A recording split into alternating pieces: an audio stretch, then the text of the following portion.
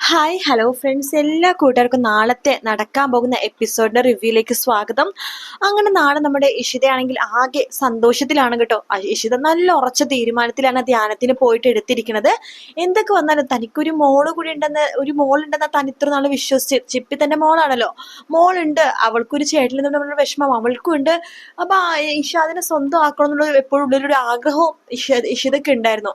അപ്പൊ ഇത് രണ്ടും തനിക്ക് കിട്ടിയിരിക്കുകയാണ്. ചിപ്പിക്കൊരു ചേട്ടനെ കിട്ടി, പിന്നെ ഇഷാദിനെ സ്വന്തമാക്കണം, അവന് തന്റെ സ്വന്തം മോനായിരുന്നെങ്കിലോ എന്നൊക്കെ ആഗ്രഹിച്ചിരുന്ന ഇഷിതക്ക് ദേ ഇഷാദിനെയും കിട്ടാൻ പോവാണ്. അപ്പൊ ശരിക്കും പറഞ്ഞാൽ സന്തോഷിക്കുകയല്ലേ വേണ്ടത് എന്നൊക്കെ വിചാരിച്ചിട്ടുണ്ട് നമ്മുടെ ഇഷിത തിരിച്ച് വീട്ടിലേക്ക് എത്തിയത്. അപ്പൊ ഇഷിത വീട്ടിലേക്ക് എത്തുമ്പോഴേക്കും ചിപ്പി ഓടി വന്ന് കെട്ടിപ്പിടിക്കുകയാണ്. അപ്പൊ എല്ലാവരും ഭയങ്കര ഷോക്കായി നിൽക്കുന്നുണ്ട്. എല്ലാം ഇഷിതയുടെ അഭിനയമാണ്. ഇഷിത എന്തൊക്കെയോ മനസ്സിൽ വിചാരിച്ചിട്ടുണ്ട്, അതുകൊണ്ട് ഇഷിത അഭിനയിക്കുകയാണെന്നാണ് സ്വപ്നവല്ലിയും രാമനാഥനും അതുപോലെ തന്നെ മഹേഷ് ഒക്കെ വിചാരിക്കുന്നത്. മഹേഷിനോട് സ്വപ്നവല്ലിയും അതുപോലെ തന്നെ രാമനാഥനും ചോദിക്കുന്നുണ്ട്, ഇഷിതയ്ക്ക് ഇത് എന്താ സംഭവിച്ചത്, അവള് പഴയ പോലെ തന്നെയാണല്ലോ ഇടപഴകണത്, അത് മാത്രല്ല പഴയതിനേക്കാൾ സ്മാർട്ടായി അവളിപ്പോ എന്ന് പറയുമ്പോൾ മഹേഷ് പറയുന്നുണ്ട്, അത് അയാളുടെ അഭിനയമാണ്, അയാൾ എന്തോ മനസ്സിൽ കരുതിയിട്ടാ വന്നിരിക്കണത് എന്നൊക്കെ പറയാണ്. മഹേഷ് ഓഫീസിൽ പോകുമ്പോൾ ഇഷിത വിളിക്കുന്നുണ്ട്. ഇഷിത പുറത്ത് വെച്ചിട്ട് ഇവര് പരസ്പരം കാണുവാണ്. ഇഷിത മനസ്സുറന്ന് പറയുന്നുണ്ട്, എനിക്ക് ഭയങ്കര സന്തോഷമുണ്ട് മഹേഷ്, ചിപ്പി മാത്രമാണ് എന്റെ മോളെന്ന് വിചാരിച്ചിട്ട് ഞാൻ ഇത്രയും നാള് ജീവിച്ചത്, പക്ഷെ എനിക്കിപ്പോ ഒരു മോന് കൂടിയുണ്ട്, അതിൽ ഞാൻ സന്തോഷിക്കല്ലേ വേണ്ടത്. ശരിക്കും പറഞ്ഞാൽ ഞാൻ മഹേഷിനെ എന്തിനാ കുറ്റപ്പെടുത്തുന്നത്, അതിന്റെ ഒരു ആവശ്യമില്ല. പിന്നെ കേട്ടപ്പോ എനിക്ക് കുറച്ച് ഷോക്കായി പോയി, അതുകൊണ്ട് ആ ഒരു വിഷമത്തിൽ ഞാൻ മാറി നിന്നത്. പക്ഷെ മാറി നിന്ന് ഞാൻ നേരെ പോയത് കന്യാകുമാരിയിലേക്കാണ്. അവിടെ ഒരു ധ്യാനം നടക്കുന്നുണ്ട്. ആ ധ്യാനത്തിന് പോയിട്ട് മനസ്സൊക്കെ ഒന്ന് തണുപ്പിച്ച് സമാധാനമായിട്ട് ആലോചിച്ചപ്പോഴാണ് എനിക്ക് മനസ്സിലായത്, എനിക്ക് ആ ഉത്തരം കിട്ടിയത്. ഞാൻ സന്തോഷിക്കുകയാണ് വേണ്ടത്, എനിക്കൊരു മോനെയും കൂടി കിട്ടി, എനിക്ക് വല്ലാത്ത സന്തോഷം തോന്നുന്നുണ്ട് മഹേഷ്, ഒരുപാട് നന്ദിയുണ്ട് എനിക്കൊരു മോനെയും കൂടി സമ്മാനിച്ചതിൽ എന്നൊക്കെ പറയുമ്പോൾ മഹേഷ് ആകെ വണ്ടടിച്ചിരിക്കുക കേട്ടോ. കാരണം ഇഷിത തന്നെ കാണാൻ വന്നോന്ന് പറഞ്ഞിട്ടായി, ഡിവേഴ്സ് നോട്ടീസ് എന്തെങ്കിലും തരാനായിരിക്കും ഉദ്ദേശിക്കണമെന്ന് വെച്ചിട്ടാണ് മഹേഷ് അങ്ങോട്ട് പോണത്. അപ്പൊ അതേ നേരെ തിരിച്ചാണ് എല്ലാം സംഭവിക്കുന്നത്.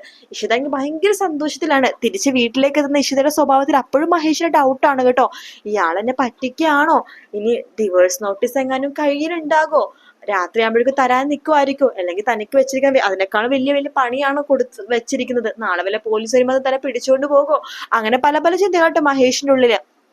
അങ്ങനെ ഇഷിത റൂമിലേക്ക് വരുമ്പോഴേക്കും മഹേഷ് ഇഷിതൻ ഞെട്ടിച്ചുകൊണ്ട് റൂമില് കട്ടിലിൽ ഇങ്ങനെ ലവിന്റെ സിമ്പിളൊക്കെ വെച്ചിട്ട് റോസാപ്പൂ ഒക്കെ ഇങ്ങനെ വിതറിയിരിക്കുകയാണ്. പിന്നെ സോറി ഇഷിത എന്ന് പറഞ്ഞിട്ട് ഇങ്ങനെ എഴുതിയിട്ടുണ്ട് റോസാപ്പൂ വെച്ചിട്ട്.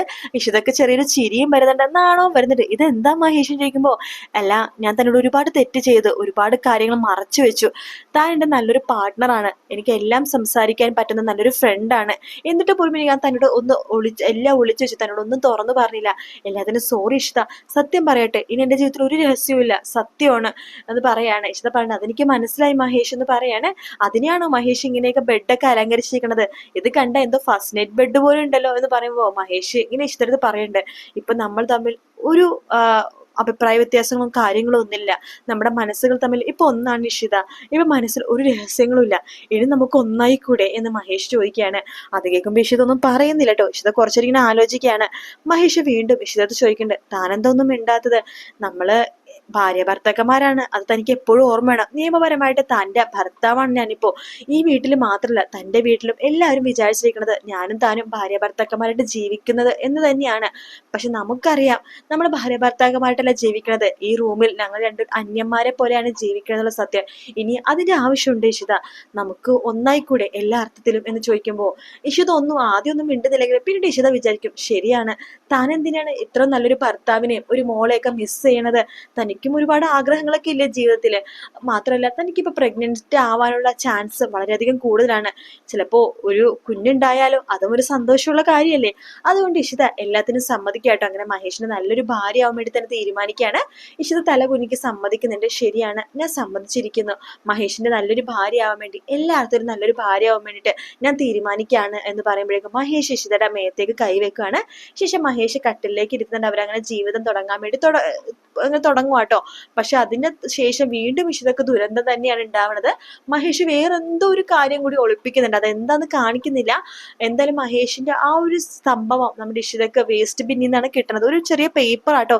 അത് കണ്ടിട്ട് എന്തോ സിനിമ ടിക്കറ്റ് പോലെയാണ് ഉള്ളത്. ഇനി സിനിമ ടിക്കറ്റ് എന്തിനും മഹേഷ് രചനയുടെ കൂടെ എങ്ങാനും സിനിമ കാണാൻ പോകുന്നുള്ള ഇഷിതക്ക് ഒരു സംശയമുണ്ടോ, അതാണ് ഇപ്പത്തെ വലിയൊരു ക്വസ്റ്റ്യൻ മാർക്കായിട്ട് വന്നിരിക്കുന്നത്. എന്തായാലും ഇഷിതയും മഹേഷ് തമ്മിൽ ചെറിയൊരു സൗന്ദര്യ പിണക്കം ഇനി ഉണ്ടാവുന്നുണ്ട് കേട്ടോ. അതിനുശേഷമാണെങ്കിൽ ആകാശം രചന രചനയും വലിയൊരു വഴക്കിലേക്ക് പോയിക്കൊണ്ടിരിക്കുകയാണ്. ആകാശിനെ ഉപേക്ഷിച്ച് രചന അവിടെ നിന്ന് പടി ഇറങ്ങുന്നുണ്ട്. രചനയുടെ മനസ്സിൽ ഫുള്ളും മഹേഷായിട്ട് ഒന്നിച്ച് ജീവിച്ചുള്ള സമയത്തുള്ള കാര്യങ്ങളൊക്കെ തന്നെയാണ് ഓർമ്മയായിട്ട് വരുന്നത്. കാരണം മഹേഷായിട്ട് ഒന്നിച്ച് ജീവിച്ച സമയത്ത് എന്തൊരു സന്തോഷമായിരുന്നു.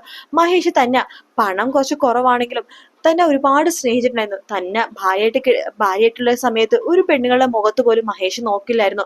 തന്റെയും മക്കളുടെ കാര്യം മാത്രമേ മഹേഷ് ഫസ്റ്റ് എല്ലാത്തിനേക്കാളും ഫസ്റ്റ് നോക്കിക്കൊണ്ടിരുന്നത്. പക്ഷെ താൻ മഹേഷിനെ ചതിച്ചു, ആകാശിന്റെ കൂടെ ഇറങ്ങിപ്പോയി. അതിനുള്ള ശിക്ഷ കിട്ടിക്കൊണ്ടിരുന്നു. ഇത്രയും നാളും ആകാശിന്റെ കൂടെ ജീവിച്ചു. പക്ഷെ ആകാശ് തന്നെ കണ്ടിരുന്നത് വെറും ഒരു കോൾ ഗേൾ ആയിട്ട് മാത്രമാണ് കണ്ടിരുന്നത്. അല്ലാന്നുണ്ടെങ്കിൽ തന്നെ താലി കെട്ടി സ്വന്തം ഭാര്യയായിട്ട് കൂട്ടുമായിരുന്നില്ലേ? അങ്ങനെയൊന്നും കൂട്ടിയില്ല. അതേം തന്നെ മനസ്സിലാക്കാം. ആകാശിനെ തന്നെ വെറും ആവശ്യങ്ങൾക്ക് വേണ്ടി മാത്രം മതിയായിരുന്നു. എല്ലാ ദിവസവും ഉപയോഗിക്കാൻ വേണ്ടിയിട്ടുള്ള വെറും ഒരു ഉപകരണം മാത്രമായിരുന്നു താൻ എന്നൊക്കെ നമ്മുടെ രചന മനസ്സിലാക്കാട്ടോ. അങ്ങനെ ആദിനെയും കൂട്ടിക്കൊണ്ടിട്ടാണ് രചന അവിടെ നിന്ന് ഇറങ്ങുന്നത്.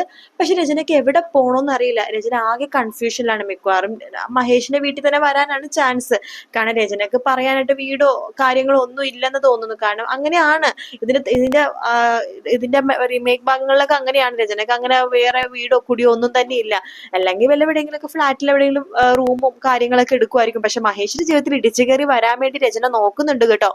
അങ്ങനെയാണ് നമ്മുടെ ആദീനെ സ്വന്തമാക്കണം എന്നുള്ള ഇഷിതയുടെ ആ ഒരു ആഗ്രഹം വീണ്ടും വീണ്ടും കൂടി വരും കേട്ടോ.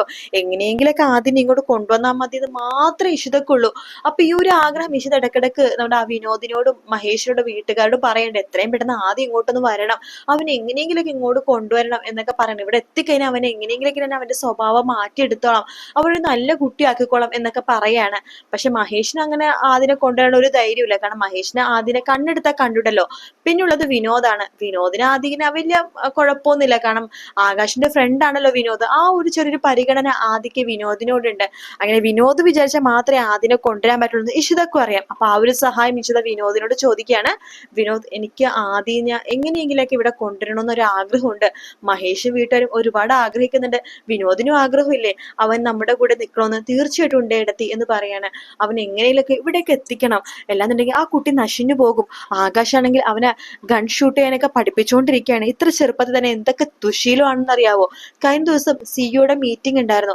ആ മീറ്റിംഗ് സമയത്ത് അവൻ അവിടുത്തെ ഡ്രിങ്ക്സ് കുടിക്കാൻ വരെ നോക്കിയായിരുന്നു എന്നൊക്കെ പറയാണ്. അതൊക്കെ അറിയുമ്പോഴേക്കും ശരിക്കും വിനോദിന് ദേഷ്യം വരും കേട്ടോ. കാരണം ഇത്രയും ചെറിയൊരു കുട്ടീനെ ഇത്രമാത്രം സ്വഭാവ ദൂഷ്യത്തോടെയാണ് വളർത്തിയിരിക്കുന്നത്. ഇഷിതയുടെ കയ്യിലാണെന്നുണ്ടെങ്കിൽ ആ കുട്ടി എത്ര നന്നായിട്ട് വളരേണ്ടതാണ് എന്നൊക്കെ വിനോദും വിചാരിക്കാട്ടോ. വിനോദ് മാക്സിമം ആദീന ഇഷിതയുടെ അടുത്തേക്ക് എത്തിക്കാൻ വേണ്ടി നോക്കുന്നുണ്ട്. അതിൽ എത്രമാത്രം വിനോദ് വിജയിക്കും എന്നുള്ളത് ഈ ആഴ്ചത്തെ എപ്പിസോഡിലാണ് നമുക്ക് അറിയാൻ സാധിക്കുന്നത്. ഈ ആഴ്ച ഒരുപാട് ട്വിസ്റ്റ് ഉണ്ട് കേട്ടോ. കാരണം മന്ത്രിനെയൊക്കെ വിനോദ് പറയുന്നുണ്ട്, എന്റെ ഏടത്തിയാണ് ഇഷിത, എന്റെ ഏട്ടനാണ് മഹേഷ് എന്നുള്ള സത്യമൊക്കെ ആകാശും അതുപോലെ മന്ത്രിയുടെ അടുത്തൊക്കെ മുഖത്ത് നോക്കി തന്നെ വിനോദ് പറയുന്ന ഭാഗവും ഈ ആഴ്ച ഉണ്ട് കേട്ടോ.